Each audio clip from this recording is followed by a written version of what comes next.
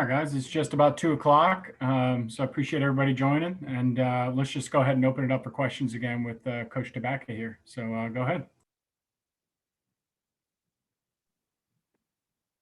Nick, I know the spring is an important time for the whole team, but for the offensive line especially. So how are things going? A few practices in.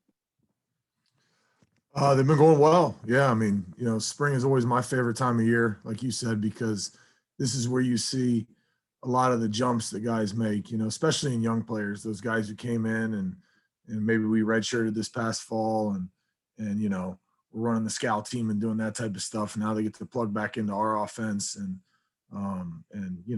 it's as coach, I know Clausen has kind of filled you guys in on. It's the deepest we've ever been. So it's just been a matter of getting guys reps and but still obviously get enough reps to keep the older guys sharp and keep them, on point. So, but so far so good. When's the last time you went into a spring without a returning starter to replace, or I guess with all returning starters across the board? It looks like 1 through 5, right? Yeah. I think between 17 and 18 we had everybody back, but then of course Justin hurt his knee in the opener against Tulane, so that then that changed. But yeah, I mean it's not a bad situation to be in. It's great to have those guys back and just kind of the amount of being on the same page that you take for granted when you have a young group, that now with an older group that's played that much football, you can get more into the details because the basic structure of the plays are running and those things they understand. So that's always the fun part with the older group. How does Terrence Davis change the equation once he gets back? When do you expect him back? And how much of an impact can he have? Is there a date in which he needs to be back working with you guys to be able to have a presence in the fall?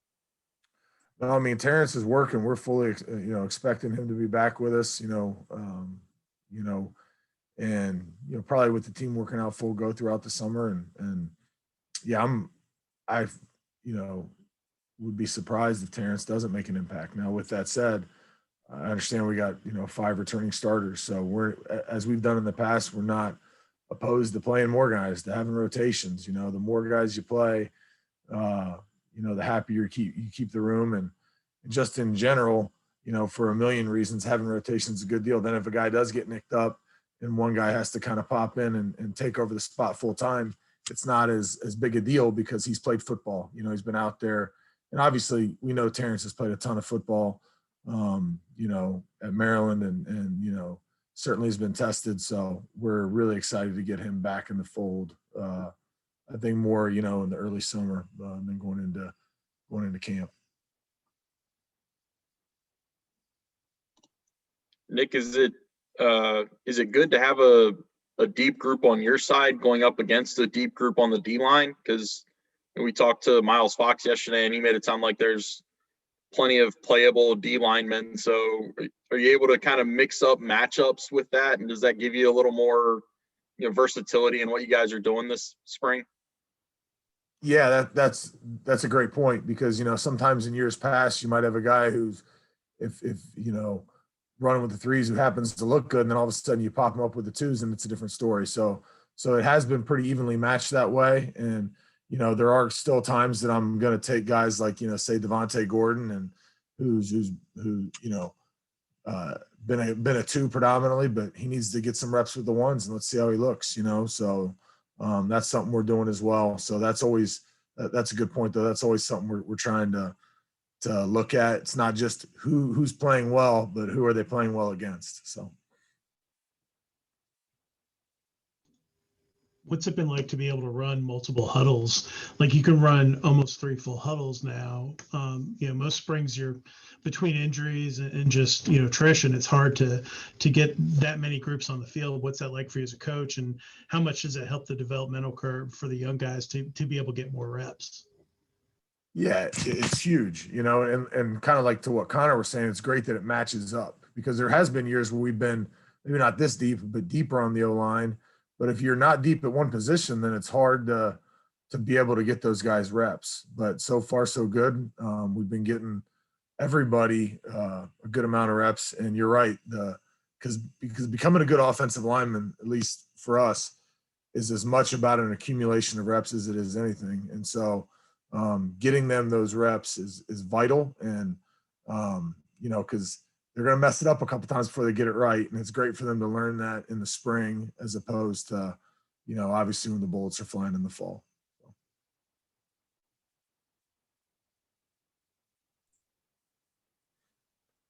Nick, I'm curious from the recruiting piece. I know you can't talk about individual recruits, but I'm curious with the amount of success your unit has had, the Beef Boys kind of moniker, and sending guys to the league. Are you seeing like a good level of interest in recruits in the Wake Forest brand? Well, that's an interesting question. I think that, having had a couple guys drafted here the last few years is definitely something that, we'd be, dumb not to take advantage of and promote to recruits and make sure they're aware of that. And we're doing that. So yeah, I have noticed, that I think that we're probably getting, I would say, further along with guys that maybe in the past, wouldn't have been interested in us. But I still think we got to remember who we are. We got to remember, what wins here at Wake Forest, and make sure we're still finding guys that fit us. And those are guys who love football. The character piece is huge for us because, and I say this to recruits, but it's the truth. The best part of being at Wake Forest is that, like, I love going to work every day because of the type of guys I get to coach. And I think that having those type of guys in the room and having that kind of community in our room and the way the guys get along is a huge part of developing guys and keeping them happy here. So I mean, certainly I've noticed the uptick maybe of some of the guys in the past, we wouldn't have competed for in recruiting, but we're certainly still staying grounded, realizing the type of guys we win with and in that regard. Nick, speaking of guys in the NFL, we'd be remiss if we didn't ask about your reaction to the Justin Herron story this week. Right. How about it? No, that was awesome, and, not surprised that Justin responded the way he did in that situation. I mean, if, coaching him for 6 years, I mean, we had Justin a long time here. I mean, he's obviously was a very good football player for us and even a better person. So proud of him, extremely proud of him. And, but at the same time, not surprised. And so, yeah, we definitely were texting back and forth. I got a text from one guy in the room that a former player, not Justin, because we have a mantra here. We say, don't put the S on your chest, meaning don't go out there and try to do more than your job. And he said, looks like Justin put the S on his chest this time. And he did. And of course, couldn't be prouder of him. So every once in a while, it's okay to go out and do a little more. Right. No doubt in that situation, thank God he did. So. Nick, what made Zach Tom so well equipped to make that position change a year or so ago? Yeah, great question. No, Zach is, first of all, Zach is a very, very natural O lineman. You talk about, where maybe with more developmental guys, they have to screw it up a couple more times. Whereas Zach, I mean, I'd love to take credit for it, but he is just a really good offensive lineman, and things come very naturally to him at the position. And, when we first were talking about moving him out to tackle, of course, I anticipated there'd be somewhat of a learning curve, and especially, replacing a player like Justin, who was so productive for us for such a long time. But man, I mean, he certainly, rose to the occasion. And, but I think it's just, why was he successful? He's super intelligent, a very, very, very smart young man. He is very, very detailed in his game and very intentional. So whether it be drill work or whether it be studying film or even in the weight room, he's very intentional about everything he does. And so when you put all those things together in a person and who just has a lot of natural ability too, I mean, I anticipated he'd play well and he did a really nice job for us. Coach Tabacca, what are you seeing out of the 3 early enrollee freshmen so far? No, yeah, I mean, it's been great to get those guys here. We've been getting them reps, and of course, I've been impressed with all of them, for different reasons. Nick Sharp is extremely strong, and a little bit different body than we've recruited here, a little bit more developed physically and stronger, but doing a really nice job and learning the offense and taking advantage of his reps. And, Matt Gulbin has done a really nice job too. We've kind of transitioned him to center right now, and he's getting those reps and taking advantage of it. And again, a smart player, and excited about him. And then Jaden, as we know, is an athletic, kind of playing left tackle for us right now. And, we're a little bit deeper at tackle. He's getting some reps, not as much as those other guys are, but he's taking advantage of the reps and getting better. And it's not even just the amount of reps they get in team situations. It's all those drill reps and all those, learning our base drills and obviously sitting in on meetings and gets those guys so far ahead of the curve by the time fall camp rolls around.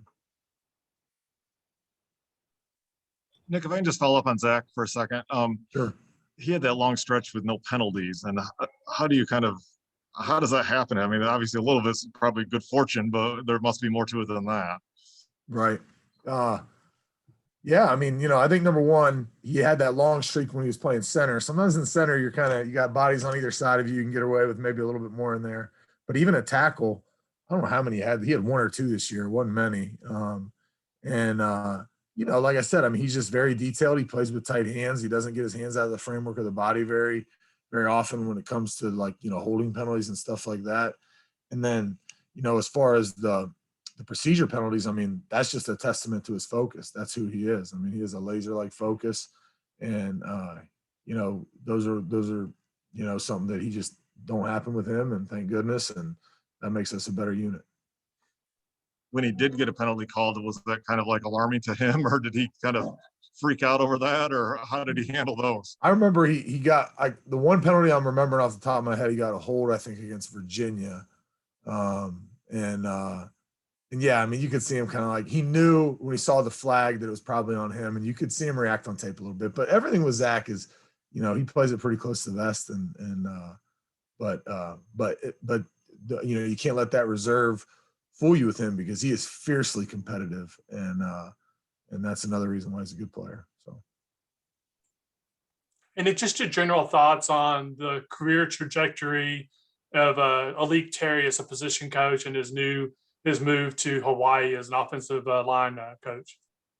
Yeah, I'm so proud of Alik. I mean, Alik was a guy that was actually kind of interesting. He's the first player in my career, that I coached from freshman all the way to seeing him graduate. Because again, he didn't redshirt, so he graduated a year before, Phil and some of those other guys did. And so he's always been, he's a special guy to me, but not surprised at all at the trajectory of his career. I mean, Alik was a guy kind of when he ended up, getting medically disqualified at the end of his career there. I mean, he poured into being a student coach, and you could just see he was special. So, really happy for him, and certainly spoke with him right after he accepted the job at Hawaii, and he knows I'm a resource for him, anything I can ever do for him, but I know he'll hit the ground running. He'll do a phenomenal job. Is he going to try to steal the Beef Boys moniker the same way Ty Hayworth has? No, I don't think so, they're part of it. So they're entitled to it, and that's kind of how we look at it. When we came up with that, I didn't come up with it. I told the guys, I don't remember what year it was, maybe going into 16, maybe going into the 16 season, 15 or 16 season. I said, those type of things to me are always more powerful when the group comes up with them. And so they came up with it, and they've certainly owned it. And so they're part of it. So they certainly, I'm not telling them to stay away from it, but I'd be shocked if Alik does it out there. I'm sure he'll kind of find his own way and with that, but we'll see. Nick, refresh my memory. Were you and Alyssa able to have the O-line over to your house over the last summer, or was that nixed by COVID? No, we did not. Now, what we did a couple times, we did not have them over to the house, but at different times we delivered dinner to them, So I think one time Alyssa got the got the deep fryer going and fried a bunch of chicken, and then we delivered it over to the guys. So we've tried to do different things like that, but yeah, we certainly miss that. And, there's been a million unintended consequences of what we're living through right now. But that's one of them that, I think the last time I had the whole group over to the house would have been leading up to the Pinstripe Bowl during bowl practices. I think we had the whole group over, but I'm pretty sure that's the last time. So hopefully, we're talking about maybe doing something at a park or something where we can spread out and eat outside if we haven't done that yet, if they tell me that's okay. But certainly that's been one of the parts that has stunk about this, quite frankly. So You got so many guys, you're going to need a pretty big park. right. Yeah. It's always, I can't say that Alyssa has missed the stress of cooking that leads up to those meals, but she definitely, we miss being around them. And the kids are, as you guys know, I got 5 kids. They all miss being around the guys. And when you do this right, it is a family deal. And our kids certainly get attached to them and like to be around them and see everybody, and they've missed that. So. Anything else for Nick, guys? All right. Thanks, Nick. Appreciate it. Thanks, guys. Thanks, Nick.